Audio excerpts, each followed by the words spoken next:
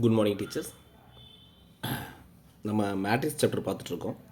இந்த மேட்ரிக்ஸ் சாப்டரில் பார்த்தீங்கன்னு சொன்னால் டிட்டர்மினன்ட்ஸ் அப்படிங்கிற ஒரு டாபிக் இருக்குது. அந்த டாபிக் வந்து பார்த்தீங்கன்னு சொன்னால் டோட்டலாக வந்து ஸ்கூல் புக்கில் தான் எடுக்கிறோங்கிறதுனால தமிழில் தான் கொடுத்துருக்கேன், உங்களுக்கு புரியும். ஜஸ்ட் ஒன் டைம் ரீட் பண்ணி ஒரு சின்னதாக எக்ஸ்ப்ளனேஷன்ஸ் கொடுத்துறேன். நம்ம அதுக்கப்புறமேல போயிடலாம். அணிக்கோவைகள் டிட்டர்மினன்ட்ஸ்னால் என் வரிசையுள்ள ஒவ்வொரு சதுர அணி ஏயுடன் நாம் அணி ஏயின் அணிக்கோவை என்ற எண்ணை தொடர்புபடுத்தலாம். பாருங்கள், ஒரு ஏ மேட்ரிக்ஸ் கொடுத்துருக்காங்க. மேட்ரிக்ஸ்னால் இந்த மாதிரி ஒரு ப்ராக்கெட் சிம்பிள் இருக்கும். நீங்கள் அதுலேருந்தே ஐடென்டிஃபை பண்ணிடலாம் ரெண்டுக்குள்ள வித்தியாசத்தை. இந்த மாதிரி ப்ராக்கெட் சிம்பிள் இருந்துச்சுன்னா அது மேட்ரிக்ஸ். ஸ்ட்ரைட் லைனாக இதை கொடுத்துருந்தாங்கன்னா இதை மாடுலஸ்ன்னு படிச்சிடக்கூடாது. ஸ்ட்ரைட் லைனாக இருந்துச்சுன்னு சொன்னால் இது டிட்டர்மினன்ட். ஓகேங்களா? சதுர அணிக்கு மட்டுமே அணிக்கோவைகளை வரையறுக்க முடியும். அப்போ மற்ற மேட்ரிக்ஸஸ் எல்லாம் இதில் வராது. டைப்ஸ் ஆஃப் மேட்ரிக்ஸஸில் எல்லா வகையான மேட்ரிக்ஸஸையும் பார்த்தோம். ஆனால் நாம் சதுர அணிக்கு மட்டும்தான், அதாவது ஸ்கொயர் மேட்ரிக்ஸ்க்கு மட்டும்தான் டிட்டர்மினண்ட்டை டிஃபைன் பண்ண முடியும் அப்படிங்கிறத புரிஞ்சுக்கணும். அடுத்தது, ஒரு சதுர அணி ஏயின் அணிக்கோவையை ஏ அந்த மாடுலஸ் மாதிரி சிம்பிள் போட்டிருக்குல்ல, அதை எப்படி படிக்கணும்னு சொல்லியிருக்கேன்? டிட்டர்மினன்ட் அப்படின்னு படிக்கணும்னு சொல்லியிருக்கேன். டிட்டர்மினன்ட் ஆஃப் ஏ என குறிக்கிறோம். இது சிம்போலிக்கில் எப்படி குறிக்கிறோம் அப்படின்னு சொல்லியிருக்காங்க. ஒரு அணி என்பது வடிவமைப்பு மட்டுமே. ஒரு மேட்ரிக்ஸ் அப்படிங்கிறது ஒரு ஷேப் மட்டும்தான். ஆனால் அணிக்கோவை ஒரு மதிப்பை பெற்றிருக்கும். அணிக்கு வந்து பார்த்திங்கன்னா, மேட்ரிக்ஸ்க்கு வந்து பார்த்திங்கன்னா வேல்யூ ஃபைண்ட் அவுட் பண்ண முடியாது. ஆனால் டிட்டர்மினண்ட்டுக்கு வேல்யூ ஃபைண்ட் அவுட் பண்ண முடியும் அப்படிங்கிறது தான் இது சொல்லுது. ஓகேங்களா? சாரி. அடுத்தது, ப்ராப்பர்ட்டிஸ் ஆஃப் டிட்டர்மினன்ட்ஸ். ஒரு அணிக்கோவையின் நிறைகளை நிரல்களாகவும் நிரல்களை நிறைகளாகவும் இடமாற்றம் செய்தால் அதன் மதிப்பு மாறாது அப்படிங்கிறது தான் ப்ராப்பர்ட்டி நம்பர் 1 சொல்லுது. அதாவது டிட்டர்மினன்ட் ஆஃப் ஏவோடதும் டிட்டர்மினன்ட் ஆஃப் ஏ டிரான்ஸ்போஸோட ஆன்சரும் ஒரே ஆன்சர் தான் கிடைக்கும். ஃபார் எக்ஸாம்பிள், இதை பற்றி 11th புக்கில் இருக்கும், நான் சின்னதாக குட்டியாக போடுறேன். இப்போ ஏங்கிற மேட்ரிக்ஸ் வந்து நம்ம 1 2 0 1 இப்படி எடுத்துக்கிறோன்னு வச்சுங்களேன். இதுதான் ஏங்கிற மேட்ரிக்ஸ். இதுக்கு டிட்டர்மினன்ட் கண்டுபிடிக்கிறோம். டிட்டர்மினன்ட் கண்டுபிடிச்சா என்ன கிடைக்கும்? 1 0 2 1. இப்போ 1, அதாவது இது ரெண்டையும் மல்டிப்ளை பண்ணிங்கன்னா 1. திரும்பி இப்படி மல்டிப்ளை பண்ணுறதுக்கு முன்னாடி ஒரு மைனஸ் போட்டுங்க. 0, ஆன்சர் 1. இப்போ நீங்கள் என்ன பண்ணுறீங்க? அப்படியே வந்து டிரான்ஸ்போஸ் ஃபைண்ட் அவுட் பண்ணுங்கள். ஏக்கு ஏ டிரான்ஸ்போஸ் ஃபைண்ட் அவுட் பண்ணிங்கன்னா உங்களுக்கு என்ன கிடைக்கும்? 1 0 2 1 இப்படின்னு கிடைக்கும். இப்போ ஏ டிரான்ஸ்போஸுக்கு நீங்கள் டிட்டர்மினன்ட் கண்டுபிடிச்சிங்கன்னா, அதாவது 1 2 0 1க்கு டிட்டர்மினன்ட் கண்டுபிடிச்சிங்கன்னா, இது ரெண்டையும் மல்டிப்ளை பண்ணால் 1, இது ரெண்டையும் மல்டிப்ளை பண்ணால் 0, அதோட ஆன்சரும் 1 தான் கிடைக்கிது. அதாவது நம்ம ஏ அப்படிங்கிற மேட்ரிக்ஸ்க்கு டிட்டர்மினன்ட் கிடைக்கும் போது 1 தான் கிடைச்சிது. டிரான்ஸ்போஸ் எடுத்துகிட்டு டிட்டர்மினன்ட் கிடைக்கும் போது 1 தான் கிடைச்சிது. அப்போ இதுலேருந்து நாம் என்ன தெரிஞ்சுக்க முடியுது அப்படின்னு பார்த்தீங்கன்னா, ஒரு அணிக்கோவையோட நிறைகளை நிரல்களாகவும் நிரல்களை நிறைகளாகவும் இடமாற்றம் செய்தால் அதன் மதிப்பு மாறாது. டிரான்ஸ்போஸ் எடுத்திங்கன்னா வேல்யூ சேஞ்சஸ் ஆகாது அப்படிங்கிறத நாம் இதில் வந்து தெரிஞ்சுக்கிறோம். த செகண்ட் பாயிண்ட், ஒரு அணிக்கோவையின் ஏதேனும் இரு நிறைகள் அல்லது நிரல்கள் இடமாற்றம் செய்யப்படும் போது அணிக்கோவையின் குறி மாறும், ஆனால் எண்ணளவு மாறாது. அதாவது இந்த ஏ அப்படிங்கிற ஒரு மேட்ரிக்ஸ் இருக்குது பார்த்தீங்களா? ஏங்கிற மேட்ரிக்ஸ் இருக்குது. என்ன டிட்டர்மினன்ட் ஆஃப் ஏ இருக்குது. டிட்டர்மினன்ட் ஆஃப் ஏனா A11 A12 A21 A22 இப்படின்னு இருக்குது. இப்போ ஒரு நிமிஷம். ஓகே, இப்போ பாருங்கள், இதில் இப்படி ஒரு இருக்குது. இதில் நம்ம ரோவை காலமாவோ காலம் ரோவாவோ நல்லா ஞாபகம் வச்சுங்க. ஒரு அணிக்கோவையில் ஏதேனும் இரு நிறைகள், ஓகே, இதில் வந்து பார்த்தீங்கன்னா 2 நிறைகள் தான் இருக்குது. இதை மாற்றி போடுறோம். நான் மாற்றி போடுறது இந்த சைடு போடுறேன். டிட்டர்மினன்ட் ஆஃப் ஏங்கிறது இப்போ A21 மேலேயும் A22 மேலேயும் கீழே A11 அப்படிங்கிறது A12 இப்படி மாற்றிடும். இப்போ வேல்யூ கண்டுபிடிக்கிறோம். இதுக்கும் வேல்யூ கண்டுபிடிக்கிறோம், இதுக்கு வேல்யூ கண்டுபிடிக்கிறோம். என்ன சேஞ்சஸ் ஆகிருக்குன்னா வேல்யூலாம் அப்படியே தான் இருக்கும். இப்போ நம்ம இதை வந்து ஒரு இங்கிலீஷ் லெட்டரில் கொடுத்துருக்கறனால இதே தான் வரும். நான் இதை செஞ்சு காமிக்க இந்த போதுமான ஸ்பேசஸ் பத்தில் நம்பர்ஸை வச்சு நான் வந்து உங்களுக்கு சொல்கிறேன். அதுக்கப்புறம் நீங்கள் இதை செஞ்சு பார்த்தீங்கன்னா அந்த மாதிரி ஒரு டிஃப்ரென்ஸாக இருக்கும். இப்போ சப்போஸ் இங்கெல்லாம் நம்பர்ஸ் இருக்குன்னா இது 5 கிடைக்குதுன்னா இது டெஃபினெட்லி -5 தான் கிடைக்கும். ஒருவேளை இது -5 இருந்தால் இது +5 தான் கிடைக்கும். இதுதான் அவங்க சொல்ல வர்ற விஷயம். என்னென்னா ஒரு அணிக்கோவையில் ஏதேனும் 2 நிறைகளை நீங்கள் வந்து இன்டர்சேஞ்ச் பண்ணிட்டீங்க அப்படின்னு சொன்னால் அணிக்கோவையோட அந்த குறி மாறிடும், அந்த வேல்யூஸஸ் வந்து மாறிடும். ஆனால் வந்து அதாவது சைன் மாறிடும், ஆனால் வேல்யூஸஸ் சேஞ்சஸ் ஆகாது அப்படிங்கிறது தான் இந்த ப்ராப்பர்ட்டி சொல்லுது. ஏ என்ற அணியில் என் நிறைகள் இடமாற்றம் செய்யப்படின் அவ்வணியின் அணிக்கோவை -1 n டிட்டர்மினன்ட் ஆஃப் ஏ ஆகும். நம்ம எவ்வளவு நிறைகள் வந்து இடமாற்றம் செய்ய போகிறோம் அப்படின்னு நமக்கு தெரியாது. ஓகேங்களா? அப்போ நம்ம 2 நிறைகள் இடமாற்றம் செய்கிறோம் அப்படின்னு சொன்னால் எண்ணுக்கு பதிலாக 2 போடணும். 3 நிறைகளை இடமாற்றம் செய்கிறோன்னா எண்ணுக்கு பதிலாக 3 போடணும். அப்படி போட்டோம்னா அவள் அணிக்கோவையோட வந்து அந்த ஜென்ரல் ஃபார்ம் வந்து நமக்கு கிடைச்சிடும். -1 n டிட்டர்மினன்ட் ஆஃப் ஏ அப்படிங்கிறது தான் ஜென்ரல் ஃபார்ம். அதில் போட்டிங்கன்னா உங்களுக்கு கிடைச்சிரும். அதோட வேல்யூ வந்து இப்போ 2 நிறைகளை இடமாற்றம் பண்ணி 2ன்னு போடுறீங்க. -1 2ங்கிறது +1. அப்போ டிட்டர்மினன்ட் ஆஃப் ஏக்கு என்ன கிடைச்சதோ அதே தான் கிடைக்கும். Okay, done. ஒரு அணிக்கோவையில் 2 நிறைகள் அல்லது நிரல்கள் சர்வசமம் எனில் அணிக்கோவையின் மதிப்பு 0 ஆகும். இது ஒரு முக்கியமான ஒரு விஷயம். நம்ம ரேங்க் ஆஃப் மேட்ரிக்ஸ் கண்டுபிடிக்கிற இடத்துல இதெல்லாம் பற்றி படிப்போம். ஒன்றும் இல்லை, A1 B1 C1 A2 B2 C2 A3 B3 C3 அப்படின்னு இருக்கிறதுக்கு பதிலாக இங்கே பாருங்கள், இதே A2 A2 B2 B2 C2 C2 2 rose வந்து ஈக்குவலாக இருக்குது. எந்த ரோவும் ஈக்குவலாக இருக்குது? R2வும் R3யும் ஈக்குவலன்ஸாக இருக்குது. அப்படி இருந்துச்சுன்னு சொன்னால் அந்த அணிக்கோவைக்கு நீங்கள் வேல்யூ கண்டுபிடிச்சிங்கன்னா கண்டிப்பாக 0 தான் கிடைக்கும். நீங்கள் கண்டுபிடிச்சு பார்த்துங்க. இல்லைனா 11th ஸ்டாண்டர்ட் புக் எடுத்து பார்த்தீங்கன்னா அதில் டீட்டெயிலாகவே ஸ்கூல் புக்லேயே போட்டிருப்பாங்க, நீங்கள் தெரிஞ்சுக்கலாம். ஓகே, ஏ என்ற அணியில் ஒரு நிறை அல்லது நிரல் அவ்வணியின் மற்றொரு நிறை அல்லது நிரலின் திசையிலி பெருக்கலாக இருப்பின் அதன் அணிக்கோவையின் மதிப்பு 0 ஆகும். இதுவும் மேலே இருக்கிற ப்ராப்பர்ட்டியை யூஸ் பண்ணுறது தான். பாருங்கள், இப்போ இதில் நம்ம சொன்னோம் மேலே இருக்கிறதுல 2 ரோவோ 2 காலமோ ஈக்குவலாக இருந்துச்சுன்னு சொன்னால் 0 வந்துடும் அப்படின்னு சொன்னோம். ஆனால் இங்கே ஃபஸ்ட்டு ரோ 1 இருக்குது, 2 இருக்குது, 3 இருக்குது. அதே மாதிரி செகண்ட் ரோ 2 இருக்குது, 4 இருக்குது, 6 இருக்குது. ஓகேங்களா? அப்போ நமக்கு பார்க்க எப்படி இருக்குன்னா எல்லா ரோஸுமே இங்கே 5 இருக்குது, 7 இருக்குது, 8 இருக்குது. எல்லா ரோஸுமே வேறு ரோஸ் தான். இது 0 ஆகாது அப்படிங்கிற மாதிரி இருக்கும். ஆனால் இதுக்குள்ளே ஒரு விஷயம் இருக்குது. என்னென்னா இந்த R2ங்கிற ரோ இருக்குல்ல, இது R1 ரோ, இது R2 ரோ, இது R3 ரோ. இந்த R2 ரோ இருக்குல்ல, அந்த R2 ரோலேருந்து 2வை காமனாக வெளியே எடுத்துருங்க. 2வை காமனாக வெளியே எடுத்துட்டிங்கன்னா எப்படி கிடைக்கும்? இந்த மாதிரி கிடைக்குமா? 1 2 3 1 2 3 5 7 8 இப்படி காமனாக ஒரு நம்பரால் பெருக்கப்பட்டிருக்கு. அதை வெளியில் எடுத்துடுறீங்க. ஓகேங்களா? R2 ஃபுல்லாகவே 2ஆல் மல்டிப்ளை பண்ணப்பட்டிருக்கு. அப்போ 2வை வெளியே எடுத்ததுக்கப்புறம் பார்த்தீங்கன்னா என்ன கிடைக்குதுன்னா R1ம் R2வும் ஈக்குவலன்ஸாக இருக்குது. 2 நிறைகள் வந்து ஈக்குவலன்ஸாக இருக்குது, சர்வசமமாக இருக்குது அப்படின்னு சொன்னால் அந்த அணிக்கோவையின் மதிப்பு 0ன்னு சொல்லுவோம். அதான் பக்கத்தில் போட்டிருக்கோம். Determinant of A equal to 2 × 0 0 தான் கிடைக்கும். அதான் அவங்க சொல்கிறாங்க, ஏ என்ற அணியின் ஒரு நிறை அல்லது நிரல், நிறையையும் பெருக்கியிருக்கலாம், நிரலையும் பெருக்கியிருக்கலாம், அவனியின் மற்றொரு நிறையின் அல்லது நிரலின் திசையிலி பெருக்கலாக இருப்பின். அப்படின்னா திசையிலினா இந்த நம்பரை தான் திசையிலின்னு சொல்கிறாங்க. ஸ்கேலார் அப்படிங்கிறத சொல்கிறது திசையிலின்னு சொல்கிறாங்க. திசையிலி பெருக்கலாக இருப்பின் அதன் அணிக்கோவையின் மதிப்பு 0 இருக்கும். Okay, done. அடுத்தது பாருங்கள், ஒரு அணிக்கோவையில் ஏதேனும் ஒரு நிறையில் உள்ள ஒவ்வொரு உறுப்பும் ஒரு திசையிலி கேயால் பெருக்கப்பட்டிருப்பின் அந்த அணிக்கோவையின் மதிப்பு கேயால் பெருக்கப்பட்டதாக அமையும். ஓகே, ஒன்றும் இல்லை, இதுதான் ஏங்கிற மேட்ரிக்ஸ். ஓகேங்களா? இதுதான் ஏங்கிற matrix. A1 B1 C1 A2 B2 C2 A3 B3 C3. Okay, இப்போ இந்த மேட்ரிக்ஸ் வந்து பார்த்தீங்கன்னு சொன்னால் ஒரு நிமிஷம். இப்போ இந்த மேட்ரிக்ஸில் கேயால் மல்டிப்ளை பண்ணுறீங்க, ஒரு ரோவை முழுக்கும் கேயால் மல்டிப்ளை பண்ணுறீங்க, KA1 KB1 KC1 இதோட வேல்யூ கண்டுபிடிச்சிங்கன்னா எப்படி இருக்கும்னா, அதாவது இந்த மேட்ரிக்ஸ்க்கு ஒரு ஆன்சர் கிடைக்கும்ல, இங்கே மேலே இருக்க மேட்ரிக்ஸ் ஃபார் எக்ஸாம்பிளுக்கு 5 இருக்குதுன்னு வச்சுக்கோமே, இந்த கேக்கு பதிலாக கேயோட வேல்யூ 2ன்னு இருக்குன்னு வச்சுக்கோமே, அப்போ 2 × 5 அப்படிங்கிற மாதிரி எழுதி இது 10ன்னு கிடைக்கும்.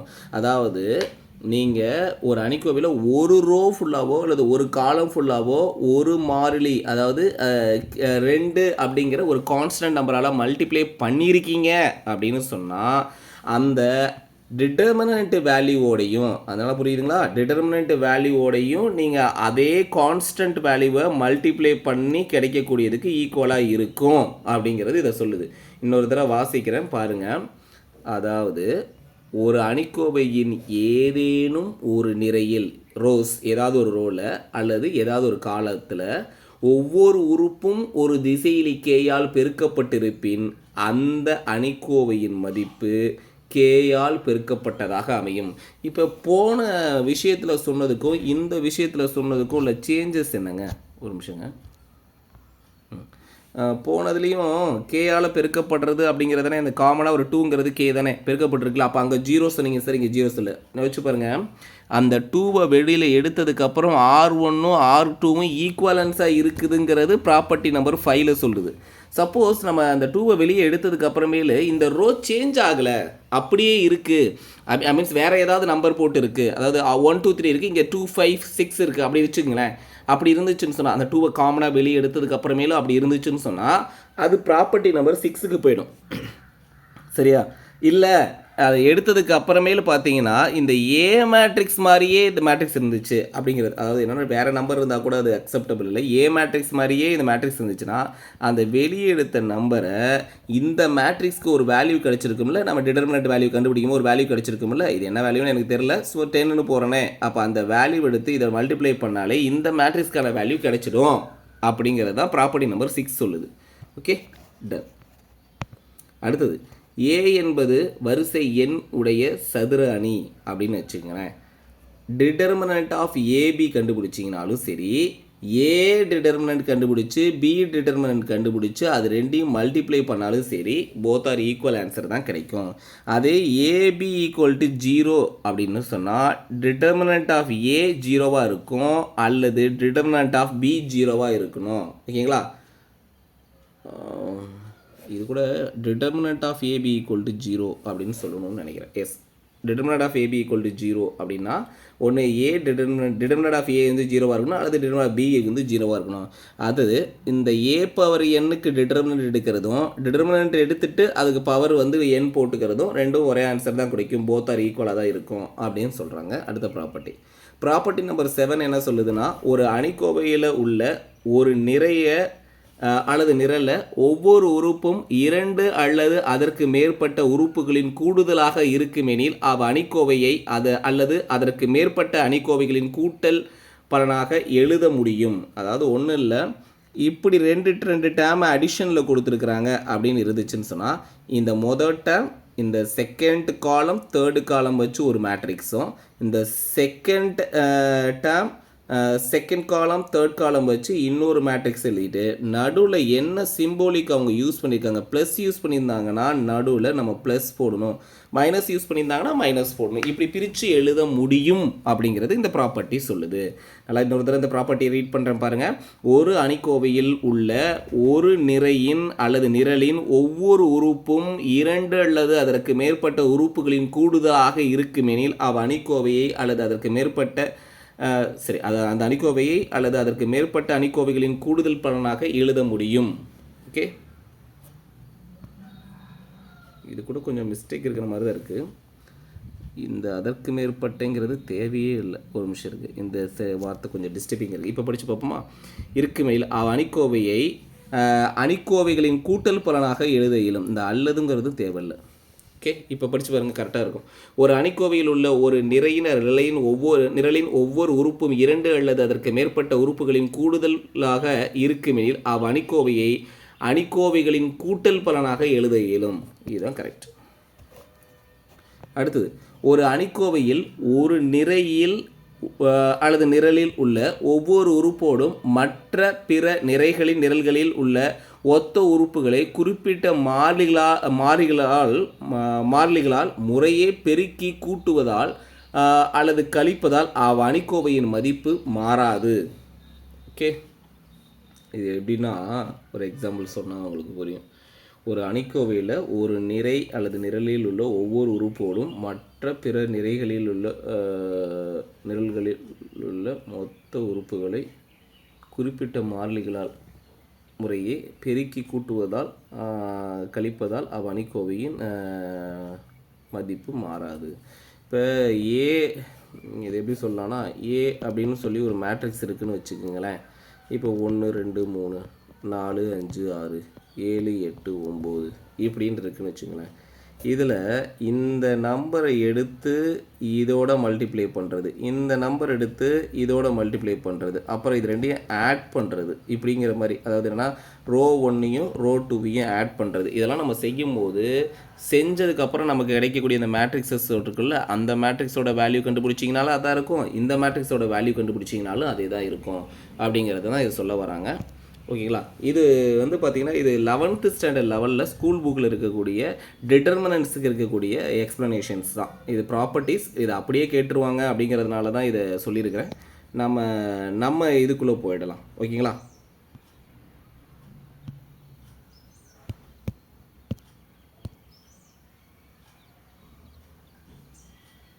ஓகே,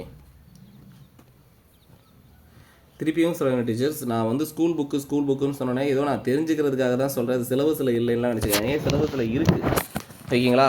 ஆனால் அந்த கண்டென்ட்டோட பேசிக்கை ஸ்கூல் புக்கில் இருக்குதுன்னு எடுத்துருக்கிறேன் அப்படிங்கிறத மட்டும்தான் சொல்கிறேன். மற்றபடி ஸ்கூல் புக்கில் இருக்குது, அந்த கண்டென்ட் வராது இப்படின்லாம் நீங்களே இமேஜின் பண்ணிவிட்டு அதெல்லாம் படிக்காமல் விட்றாதீங்க.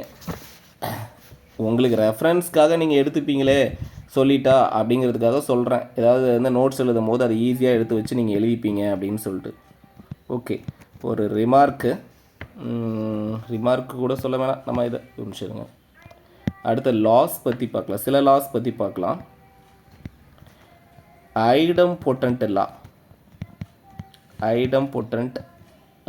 ஐடம்பொட்டன்ட் மட்டும் போல, அது லான்னு ஏன் போடணும்? ஐடம்பொட்டன்ட் அப்படின்னா என்ன?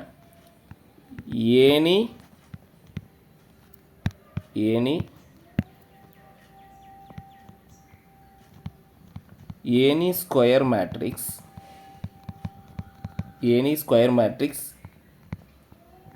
A is called on idempotent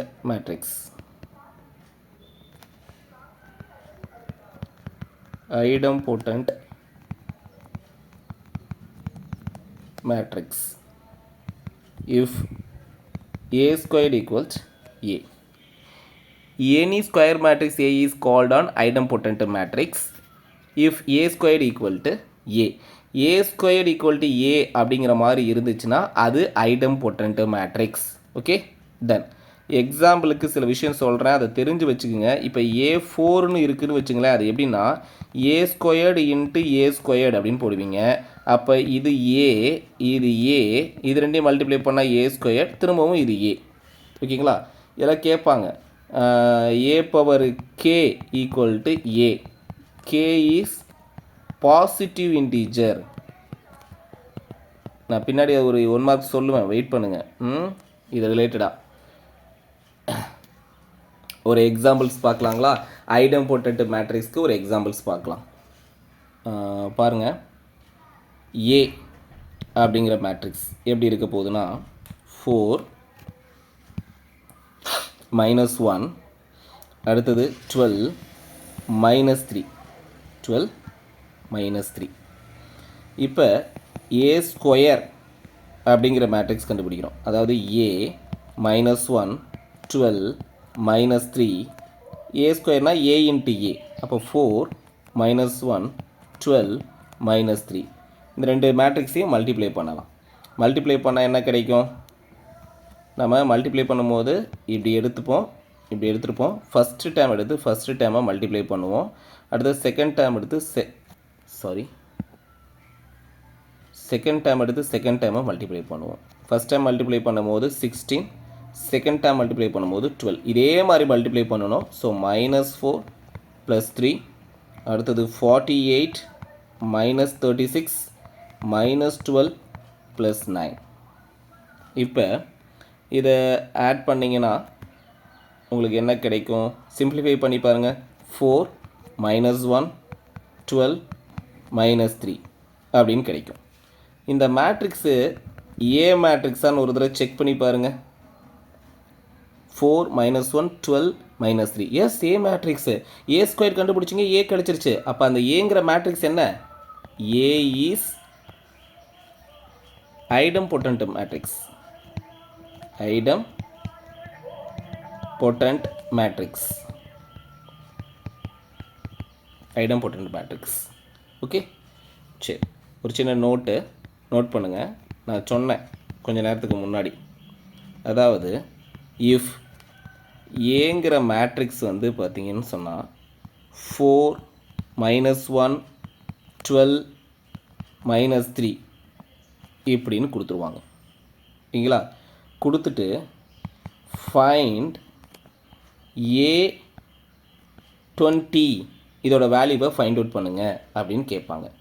நல்லா ஞாபகம் வச்சுங்க, இந்த மேட்ரிக்ஸ் தான் மேலே இருக்க மேட்ரிக்ஸு, வேறு மேட்ரிக்ஸ் எல்லாம் கிடையாது. ஒரு நிமிஷம் இருங்க, பார்த்துக்கலாம். மாற்றி ஏதோ போட்டணும் நான். அதே தான் 4 -1 12 -3. இந்த மேட்ரிக்ஸு ஃபஸ்ட்டு நீங்கள் என்ன செய்வீங்க? ஏ ஸ்கொயர் கண்டுபிடிப்பீங்க.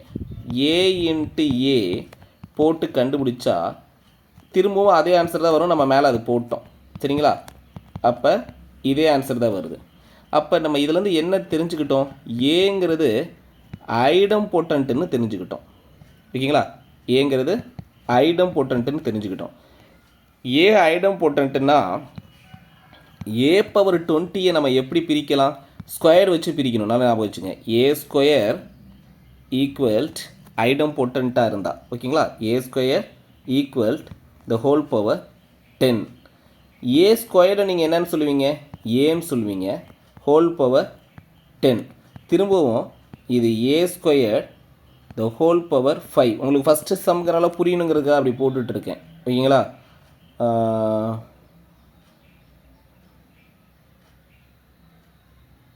ஒரு நிமிஷம்.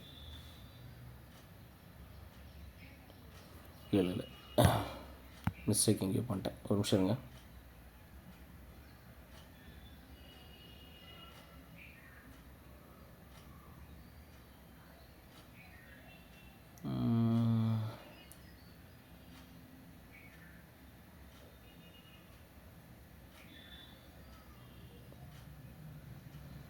இது எப்படின்னு வச்சுக்கோங்க. A/20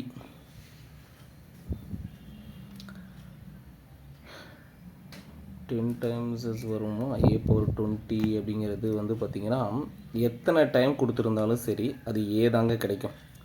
அதாவது ஐடம்போட்டண்ட்டாக இருந்தால் பவரில் இருக்கிறத பாருங்கள். எத்தனை பவர் கொடுத்துருந்தாலும் நீங்கள் வந்து பார்த்தீங்கன்னு சொன்னால் ஏ தான் ஆன்சராக கிடைக்கும். ஏன்னா ஐடம்போட்டன்ட் மேட்ரிக்ஸுங்கிறதுனால அப்படின்னு மட்டும் வச்சுக்கோங்க.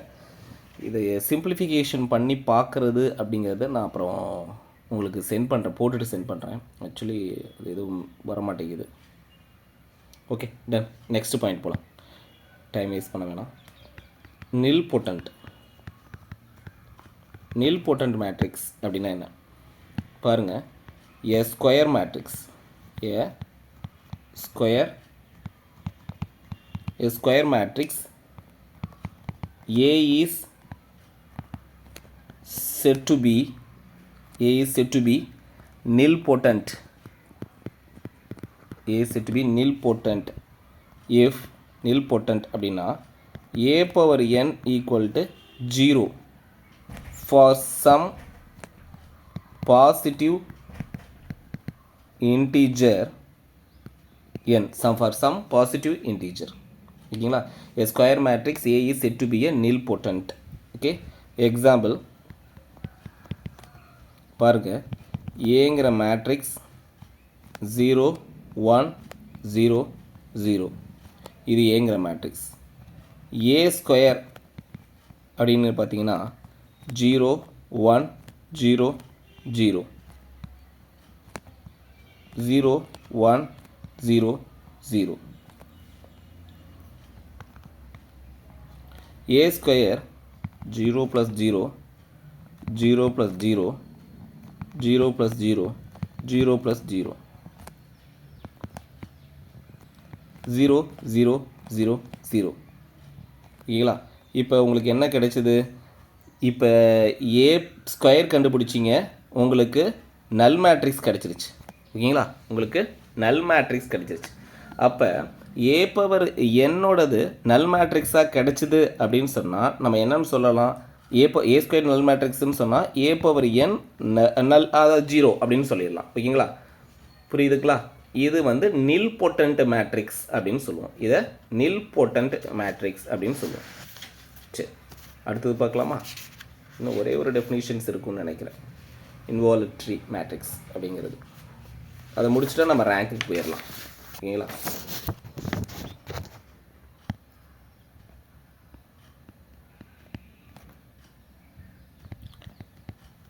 இன்வால்யூட்ரி மேட்ரிக்ஸ் அப்படின்னா என்னன்னு பார்த்தீங்கன்னா, எ ஸ்கொயர் எல்லாத்துலேயுமே ஸ்கொயர் மேட்ரிக்ஸ் தாங்க யூஸ் பண்ணுறோம். பார்த்துங்க, இனிமேல் வர்றதெல்லாம் அப்படி தான். A square matrix A is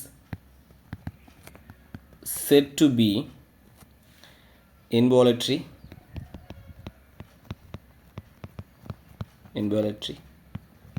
a squared equal to I.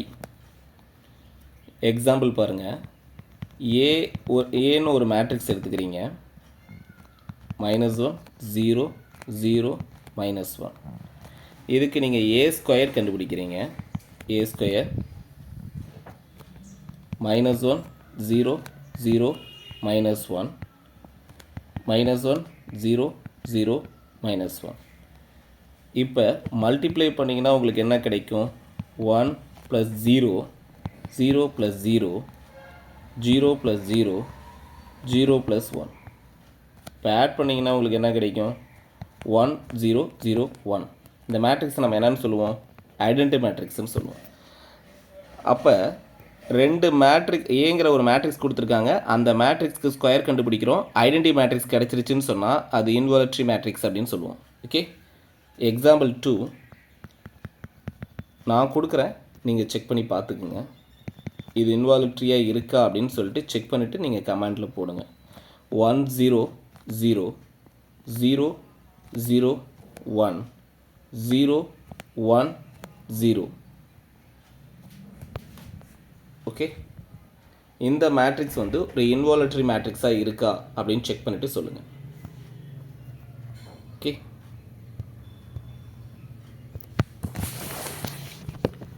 Teachers நம்ம இதுவரையும் பார்த்தது வந்து பார்த்திங்கன்னா டைப்ஸ் ஆஃப் மேட்ரிக்ஸ். ரொம்ப இன்ட்ரொடக்ஷன் பேஜஸ் ரொம்ப லென்த்தியாக போயிடுச்சு. இந்த வீடியோ வரையுமே கிட்டத்தட்ட மேட்ரிக்ஸை பற்றியான விஷயங்கள் தான் பேசுகிறோம். சம் போடுறது மாதிரி எதுவுமே நம்ம பார்க்கல. ஏன்னு சொன்னால் சம் போடுற மாதிரி இந்த கண்டென்ட்டில் இல்லை. பேசிக்கே இவ்வளோ இருக்குது. 11th 12thலேருந்தே 10th 11th 12thலேருந்தே ஸ்டார்ட் பண்ணிடுறாங்க, மேட்ரிக்ஸை கொண்டு வந்துட்டாங்க. ஸோ அப்படிங்கும் போது நிறைய கண்டென்ட் ஸ்கூல் புக்லேயே கவரிங் ஆகிட்டே இருக்குது. இப்போ அடுத்ததாக பார்க்க போகிற டாப்பிக்கும் ஸ்கூல் புக்கில் இருக்குது. ஆனால் வந்து பார்த்திங்கன்னு சொன்னால் நம்மளுடைய காலேஜ் சிலபஸ்லேயும் சிமிலாரிட்டியாக இருக்கக்கூடிய விஷயங்கள் தமிழில் வந்து அவைலபிளாக இருக்கக்கூடியது. இது எல்லாமே தமிழ்லேயுமே அவைலபிளாக இருக்குது. நம்மளுடைய கண்டென்ட்டில் நிறைய விஷயங்களுக்கு தமிழில் கிடைக்காது. எல்லாமே புக்ஸ் எல்லாமே இங்கிலீஷ் புக்ஸஸ் தான். ஆனால் இந்த கண்டென்ட்டை பொறுத்தவரையும் பார்த்தீங்கன்னு சொன்னால் இதுவரையும் நடத்தின பகுதிகளில் முக்கால்வாசி பகுதிகள் கிட்டத்தட்ட 95% வந்து அப்படியே school book 10th 11th 12th புத்தகம், அதுக்கப்புறம் இந்த பிஸ்னஸ் மேத்தமெட்டிக்ஸுங்கிற புத்தகத்தில் இருந்து தான் மேக்ஸிமம் கவர் பண்ணி எடுத்துருக்கோம். இப்போ இனிமேல் வரக்கூடியதில் சம் வர ஆரம்பிச்சிடும். ஏன்னா நம்ம ரேங்க் ஆஃப் மேட்ரிக்ஸுங்கிறதுக்குள்ளே போக போகிறோம். அதில் வந்து சம் வரும். ஓகேங்களா? அடுத்த டாபிக் பார்க்கலாங்களா? Rank of matrix.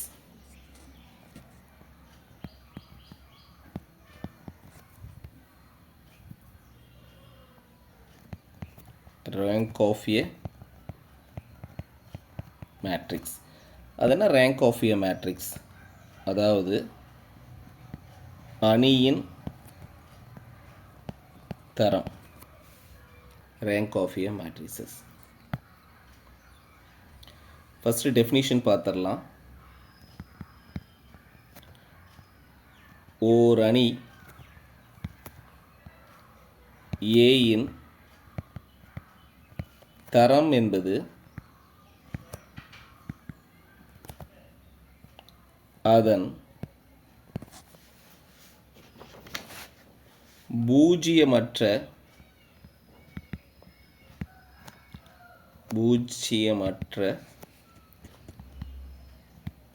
சிற்றணிக்கோவைகளின்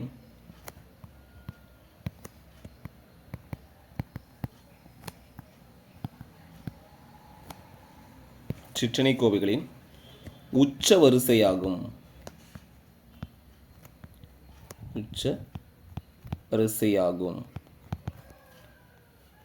அதாவது ஏயோட தரத்தை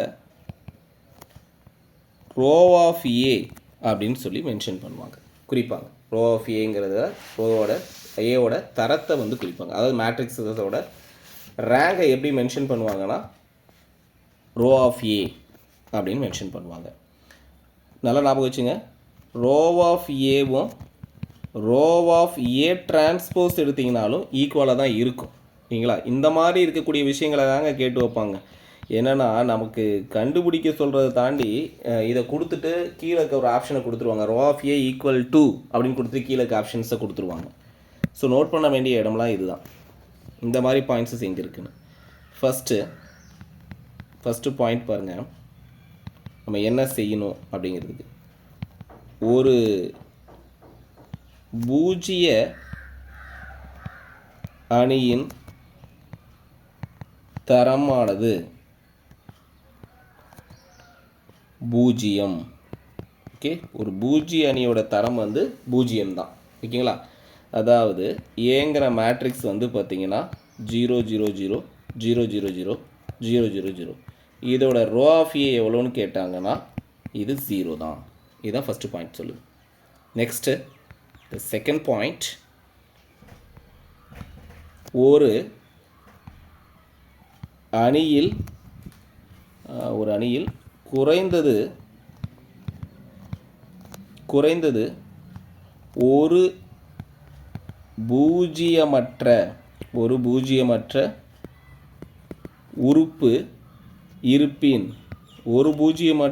உறுப்பு இருப்பின் rho of A greater than or equal to 1.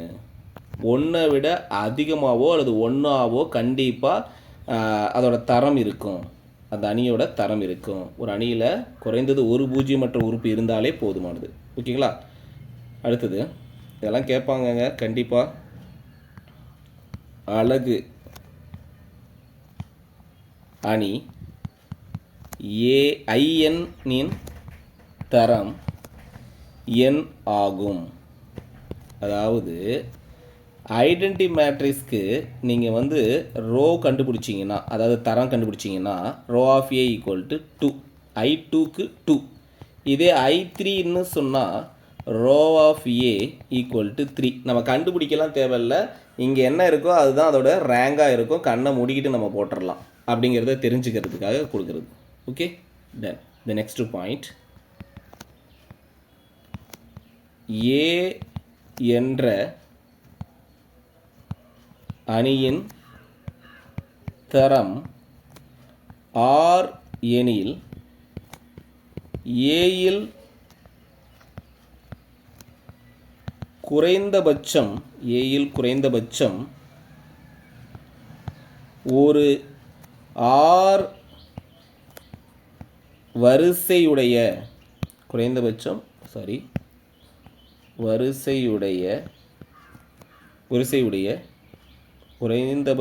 R வரிசையுடைய பூஜ்ஜியமற்ற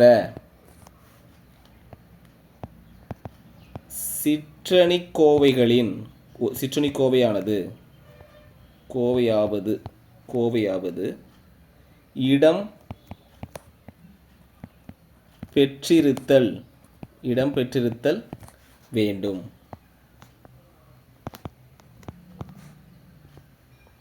மற்றும் ஏயின் ஒவ்வொரு r+1 வரிசை மற்றும் அதைவிட அதிகமான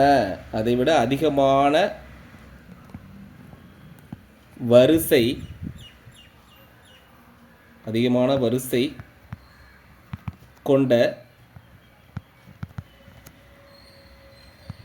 சிற்றணி கோவைகளின்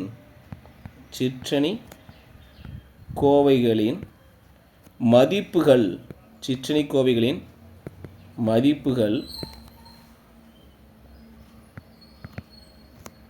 பூஜ்ஜியங்களாகி இருத்தல்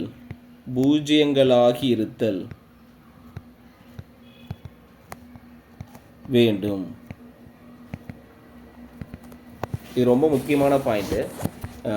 நம்ம பாருங்களேன், இதில் பார்க்குறதுக்கு ரொம்ப அதிகமான தியரி இருக்கும். கணக்காக பார்க்கும்போது இது பிரச்சனை இருக்காது, ஈஸியாக கண்டுபிடிச்சிருங்க. ஏ என்ற அணியோட தரம் 6 எனில், இப்போ சப்போஸ் ஒரு மேட்ரிக்ஸ் எடுத்துக்கிறீங்க, ஏதாவது ஒரு மேட்ரிக்ஸ் எடுத்துங்க. அந்த மேட்ரிக்ஸஸ்க்கு ரோ கண்டுபிடிக்கிறீங்க, ரேங்க் கண்டுபிடிக்கிறீங்க. அதோட ரேங்க் வந்து 2ன்னு கிடச்சிருச்சு அப்படின்னு வச்சுங்களேன்.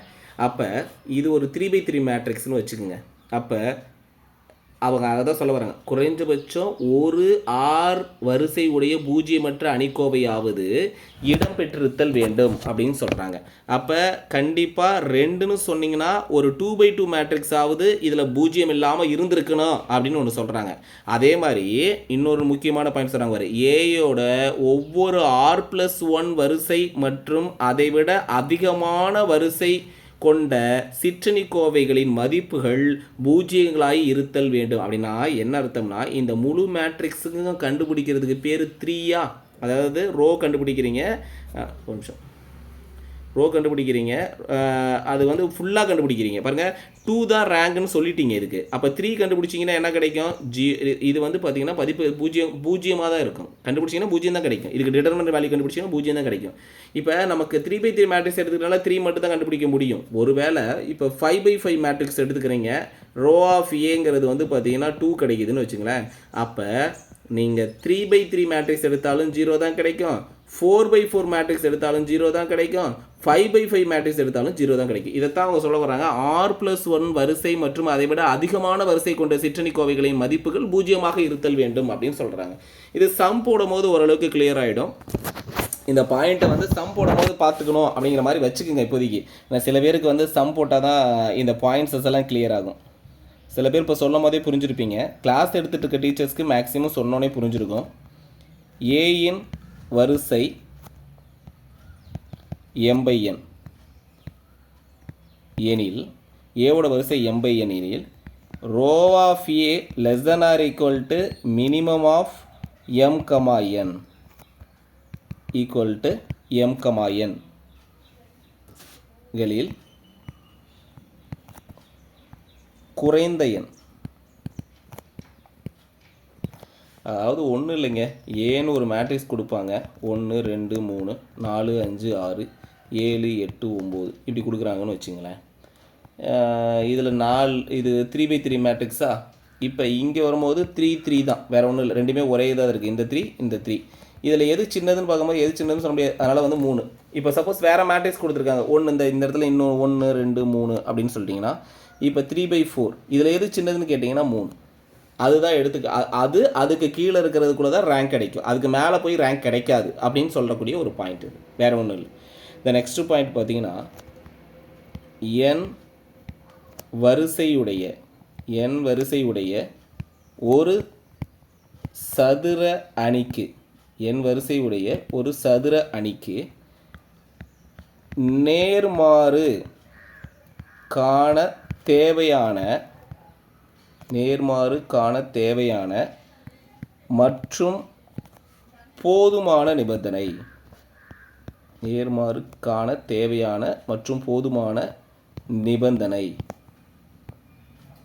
n வரிசை கொண்ட ஒரு சதுர அணிக்கு நேர்மாறு காண தேவையான மற்றும் போதுமான ஒரு நிபந்தனை என்னென்னா, ரோ ஆஃப் ஏ கண்டுபிடிச்சிங்கன்னா அதுக்கு வேல்யூ இருக்கணும். இருந்துச்சுன்னு சொன்னால் நேர்மாறு கண்டிப்பாக கண்டுபிடிக்க முடியும் அப்படின்னு சொல்கிறதா, வேறு ஒன்றும் இல்லை. ஓகேங்களா? என்னன்னு கொடுத்துருக்காங்க, அது என்ன வேணாலும் இருக்கலாம், கண்டுபிடிக்க முடியும்னு வந்து காமனாக வச்சுங்க. நேர்மாறு கண்டுபிடிக்கணும்னு சொன்னால் ஒரு n வரிசையுடைய ஒரு ஸ்கொயர் மேட்ரிக்ஸ்க்கு நீங்கள் வந்து இன்வெர்ஸ் கண்டுபிடிக்க நினைக்கிறீங்கன்னு சொன்னால் அதுக்கு மினிமமாக அதுக்கு ரேங்க் வந்து ஏதாவது ஒன்றாவது ரேங்காக இருக்கணும், ஏதாவது ஒன்றா இருக்கணும். ஓகேங்களா? அதாவது rho of A equal to n. இப்போ என்னங்கிறது என்னன்னு சொன்னால் அவங்க என்ன சொல்ல வராங்கன்னா இன்வெர்ஸ் கண்டுபிடிக்கணும்னா வெயிட் பண்ணுங்கள். இப்போ என் வரிசை உடையது. இப்போ ஒரு 3/3 மேட்ரிக்ஸ் இருக்கக்கூடிய ஒரு மேட்ரிக்ஸ் எடுக்கிறீங்கன்னு வச்சுங்களேன். ஏங்கிறது 3/3 மேட்ரிக்ஸு. இதுக்கு ரோ ஆஃப் ஏ கண்டுபிடிச்சிங்கன்னா உங்களுக்கு 3 இப்படின்னு இருந்தால் தான் நீங்கள் ஏ இன்வெர்ஸ் கண்டுபிடிக்க முடியும். இப்போ புரியுதுங்களா? இப்போ ஏங்கிற மேட்ரிக்ஸ் வந்து 4/4 அப்படின்னு வச்சுங்க. ரோ ஆஃப் ஏ கண்டுபிடிக்கிறீங்க 4, அப்போ தான் இன்வெர்ஸ் கண்டுபிடிக்க முடியும். புரியுங்களா? இல்லைனா இன்வெர்ஸ் கண்டுபிடிக்க முடியாது. இப்படிங்கிறது தான் இந்த நிபந்தனை சொல்லுது. சரி, இப்போ ரேங்க் மேட்ரிக்ஸ் ரேங்க் ஆஃப் மேட்ரிக்ஸ்ன்னு சொல்லிக்கிட்டே இருக்கிறதுனால நமக்கு புரியாது. இப்போ ஒரு சம் போட்டோம்னா புரிஞ்சிடும். Find the rank of the matrix. School ஸ்டூடெண்ட்டுக்கெலாம் பார்த்தீங்கன்னா இது வந்து 2 மார்க்கில் கேட்கக்கூடிய 3 மார்க்கில் கேட்கக்கூடிய ஒரு கொஸ்டின். 12th ஸ்டாண்டர்டுக்கு 3 மார்க்கில் வரக்கூடிய ஒரு கொஸ்டின் இது. நமக்கு வந்து கேட்பாங்களான்னு கேட்டால் கேட்பாங்க. இதெல்லாம் நல்லா தரமெல்லாம் கேட்குறதெல்லாம் வந்து பார்த்திங்கன்னா சந்தேகமே பட வேணாம். இதெல்லாம் ஒரு நல்ல டாபிக், இம்பார்ட்டன்ட் டாபிக். அதனால் கண்டிப்பாக கேள்வி இருக்கும்.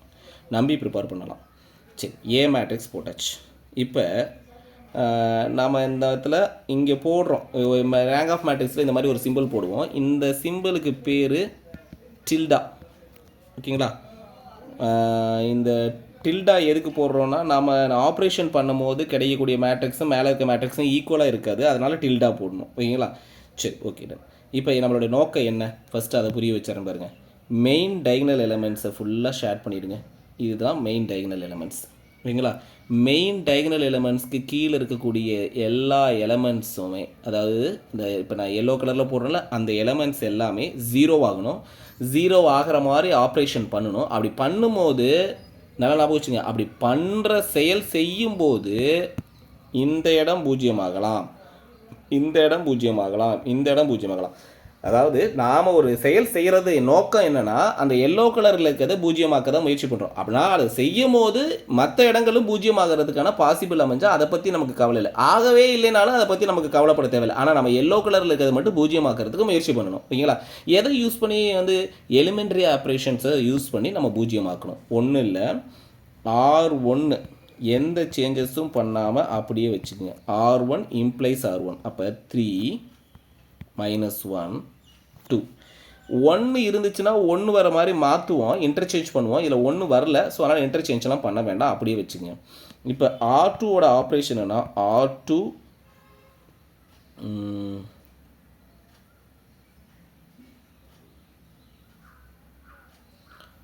R2வில் என்ன எழுதுறீங்கன்னா R2 + 2R1 இது ரெண்டையும் ஆட் பண்ணி எழுதிடுங்க. R2 ஏற்கனவே என்ன இருந்துச்சு, -6, 2 -4, இதுதான் R2. ஞாபகம் வச்சுங்க, இது R2. இப்போ 2R1, R1 2R1, R1 2ஆல் multiply பண்ணி எழுதுங்க. அப்போ 6 -2 4 இது ரெண்டையும் ஆட் பண்ணுங்கள். இதுவும் 0 ஆகிடும், இதுவும் 0 ஆகிடும், இதுவும் 0 ஆகிடும். 0 ஆகிடுச்சா? அடுத்தது R3க்கான ஆப்ரேஷன் R3 + R1 ரெண்டையும் ஆட் பண்ணி எழுதுங்க. இதுக்கு பேர் எலிமெண்ட்ரி ஆப்ரேஷன்ஸ்னு சொல்கிறது. ஓகேங்களா? இப்போ R3 இதை நம்ம எப்படியே போட்டுடலாமா? இங்கே பாருங்கள், 3 - 3 0, சம்பளத்தே போட்டுடலாம். -1 + 1 0, 2 - 2 0. இப்போ மெயின் டைகனல் எலமெண்ட்ஸை ஷேட் அவுட் பண்ணி பார்த்துருங்க. மெயின் டைகனல் எலமெண்ட்ஸ் என்ன சொல்லிச்சு, இந்த இடம் ஃபுல்லாகவே டெஃபினெட்லி கண்டிப்பாக இதுக்கு கீழே இருக்குது. இது மெயின் டைகனல் எலிமெண்ட்டு. இது கீழே எல்லாமே 0 ஆயிடுச்சுன்னு பாருங்கள். இதுவும் 0 ஆயிடுச்சு, இதுவும் 0 ஆயிடுச்சு, இதுவும் 0 ஆயிடுச்சு. இதைத்தான் முயற்சி பண்ணோம். ஆனால் இந்த முயற்சி பண்ணும்போது என்ன நடந்துருச்சு அப்படின்னு சொல்லி பார்த்தீங்கன்னா, நாம் அதை பண்ணணும்னு நினைக்கலைங்க. நல்லா ஞாபகம் வச்சுங்க. இந்த இடத்த 0 ஆகணும்லாம் அவசியம் இல்லை, இந்த இடம் 0 ஆகணும்னு அவசியம் இல்லை, இந்த இடம் 0 ஆகணும்னு அவசியம் இல்லை. ஆனால் நாம் அந்த ஆப்ரேஷன் செய்யும் போது அதுவாக அது நடந்திருக்கு. ஓகேங்களா? புரியுதுங்களா? சரி, ஓகே டன். இப்போ பாருங்கள், since all minus of order 3 and order 2, the vanish row of A not equal to 3.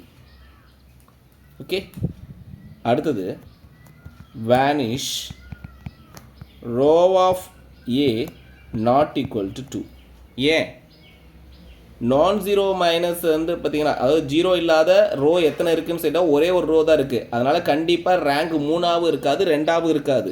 Okay, done. There exists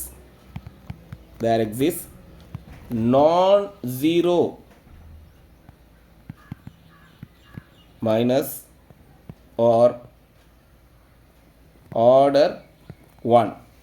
அப்போ ரோ ஆஃப் ஏ என்னன்னு சொல்லிடலான்னா, ஒரே ஒரு நான் ஜீரோ ரோ தான் இருக்குது. அதனால் அதோட ரேங்க் வந்து பார்த்தீங்கன்னு சொன்னால் 1ன்னு இருக்கும். புரியுதுங்களா? அதோட ரேங்க் வந்து 1ன்னு இருக்கும். இப்போ ரேங்க் கண்டுபிடிக்கிறது உங்களுக்கு தெரிஞ்சிருக்கும். இப்போ சப்போஸ் நான் வந்து சொன்னேன்ல, இந்த 3 இடம் மட்டும்தான் வந்து ஜீரோவாக இருக்கணும், மற்ற இடத்துல ஜீரோ இருக்கணும்னு அவசியம் இல்லை. ஒருவேளை அங்கெல்லாம் நம்பர் இருக்குதுன்னு பார்த்தீங்கன்னா, எத்தனை நான் ஜீரோ ரோஸ் இருக்குன்னு சொன்னால் 3 நான் ஜீரோ ரோஸ் இருக்கும். அதனால் ரோ ஆஃப் ஏங்கிறது 3ன்னு போட்டு வந்திருப்போம். ஓகேங்களா?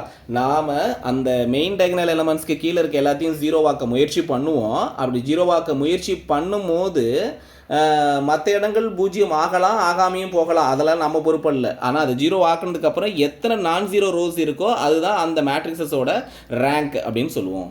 சரியா? சரி,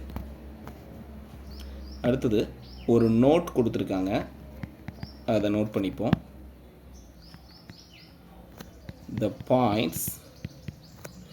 points x1, y1, x2, y2, x3, y3 are collinear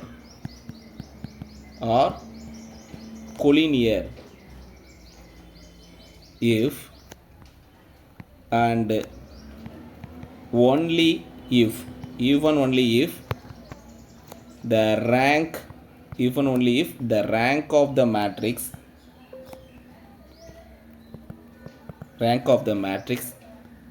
is less than 3. நல்லா பார்த்துங்க, 3 பாயிண்ட்ஸ் கொடுத்துட்டு அந்த 3 பாயிண்ட்ஸும் என்ன பாயிண்ட்ஸ்னு சொல்கிறாங்க? கொலினியர் பாயிண்ட்ஸ்னு சொல்கிறாங்க. கொலினியர் பாயிண்ட்ஸ்னால் ஒரே கோட்டமை புள்ளிகள் அப்படின்னு அர்த்தம், வேறு ஒன்றும் இல்லை. ஒரு கோடு இருக்குது, அது மேலே இருக்க 3 பாயிண்ட். ஓகேங்களா? அந்த பாயிண்ட்டு தான் இந்த x1, y1, x2, y2, x3, y3. அதான் கொலினியர் பாயிண்ட்ஸ்னு சொல்கிறோம். If and only if the rank of the matrix என்னவாக இருக்கும்? அடுத்தது பாருங்கள், ரேங்க் ஆஃப் த மேட்ரிக்ஸ் வந்து கண்டிப்பாக கொலினியர் பாயிண்ட்ஸ் இருந்தால் லெஸ் தென் 3ஆக இருக்கும், 3ஐ விட கம்மியாக தான் இருக்கும் அப்படிங்கிறத நீங்கள் புரிஞ்சுக்கணும். இந்த நோட் மூலிமா 3 பாயிண்ட் கொடுத்துருக்காங்க, 3ஐ விட கம்மியாக இருக்கும், அவ்வளோதான், வேறு ஒன்றும் இல்லை. சரி, அடுத்தது இன்னொரு சம் போடலாம். find the rank of A equals 1, 2, 3, 4, 2, 4, 6, 8, -1, -2, -3, -4. okay, A equals, இப்போ நம்ம ஆப்ரேஷன்ஸ் பண்ணலாமா? இதை நமக்கு மேட்ரிக்ஸ் அப்படியே வச்சுக்கிட்டு இதை கூட வந்து இங்கேருந்து ஆப்ரேஷன் ஸ்டார்ட் பண்ணுறதுனால இங்கேயே டெல்டா போட்டுடலாம், டில்டா. இப்போ R1ல் 1 இருக்குது, நல்லா ஞாபகம் வச்சுங்க. 1 இருந்தால் ரொம்ப அட்வான்டேஜஸ், அப்படியே யூஸ் பண்ணிக்கிங்க. 1 இருக்கிறதுங்கிறத இருந்தால் அந்த ரோவை அப்படியே வச்சுங்க, எதுவும் பண்ண வேண்டாம்னு அர்த்தம். போன சம்மில் 1 இருக்கிற மாதிரி இல்லை. ஒருவேளை இங்கே 1 இருக்குன்னா இந்த ரோவை மேலே கொண்டு போய்ட்டு அந்த ரோவை கீழே கொண்டு வந்துருங்க. ஒருவேளை இந்த இதில் 1 இருக்குன்னு சொன்னால் இந்த ரோவை மேலே கொண்டு போய்ட்டு அந்த ரோவை கீழே கொண்டு வந்துருங்க. ஃபஸ்ட்டு அதை தான் நம்ம செய்வோம். முதல் ஆப்ரேஷனே அதுதான். ஏன்னா முதல் ரோ முடிஞ்ச வரையும் நம்ம என்னவா வச்சுக்குவோம் அப்படின்னு கேட்டிங்கன்னா,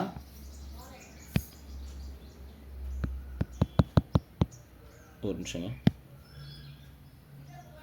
இது 2, இது -1. Okay, ton. முதல் ரோ வந்து அந்த 1 இருக்கிற மாதிரி செட் பண்ணிக்கணும். இதில் நம்ம கணக்கிலே இருக்கிறதுனால 1, 2, 3, 4 அந்த ஃபஸ்ட் ரோவை நான் எந்த சேஞ்சும் பண்ணிக்க போகிறதில்ல.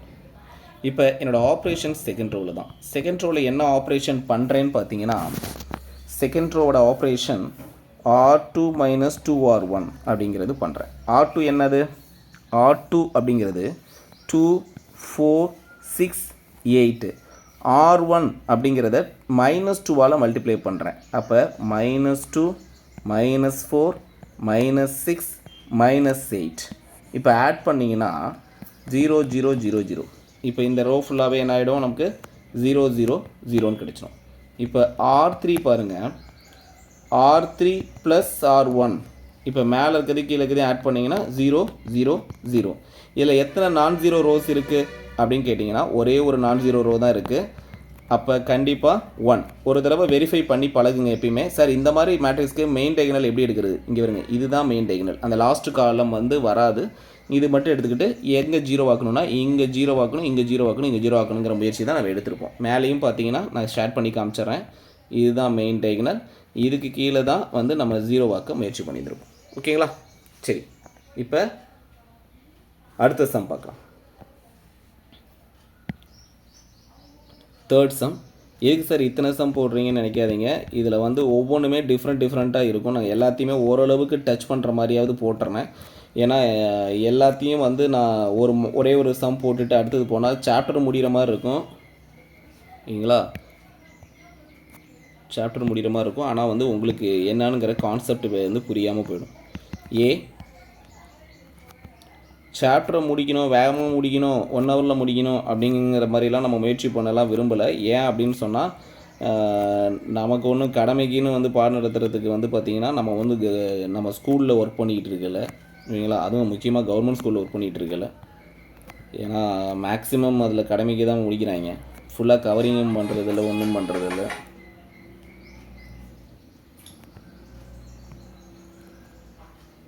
If A, B, C, D are all different.